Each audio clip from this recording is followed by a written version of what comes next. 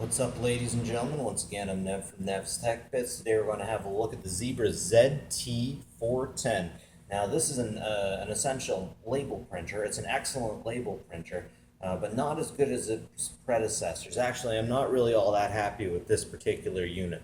The ZT400 series was a lot nicer. It was definitely a lot more rugged, and it could take a bump, but this one not quite so much. I had this unit a year, and then I started having thermal problems with the print head. It opens kind of differently than the 410 or the 400 series. I like that. A little bit less getting knocked on the head with that thing. And the rest of it is ultimately mostly the same. Biggest problems I have with this thing is the thermal head. This unit right here.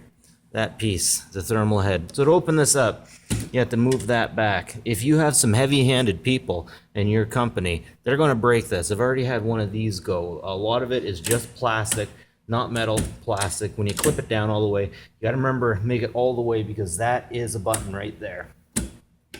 The rest of it is pretty much the same as the 410 and everything else I use in front of it. It has a nice little instructional panel at the top. Let me move up a little bit. Nice little instructional manual at the top that shows you exactly how to do everything. But yeah, other than that, it's the same as the older ones. You get your ribbon, goes up and over, and then you get your sensors, 1, 2, and there'll be a sensor over here for the media.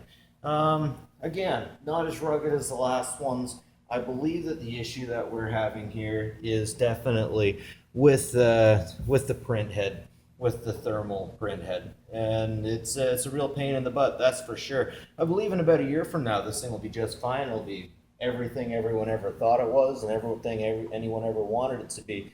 You know what they say? Don't ever get anything on the new. Well, if it's new, if it's just out the last few months, you definitely don't want it. But one thing we should say is it has a nice little light right here. As soon as you open it up, it triggers a light. The light shines in, and you can actually see what you're doing in a crowded area. Actually, I should say a dark area. Let's turn this sucker around. One thing I want to show you that I'm really impressed with, they all come with a network port. So you can set them up to print from the network. It's unfortunate that you can't get them without it, though. So this particular unit is just about $2,000. You might want to wait another year or two before you get it, because again, I've been having problems with multiple ones of these for multiple reasons.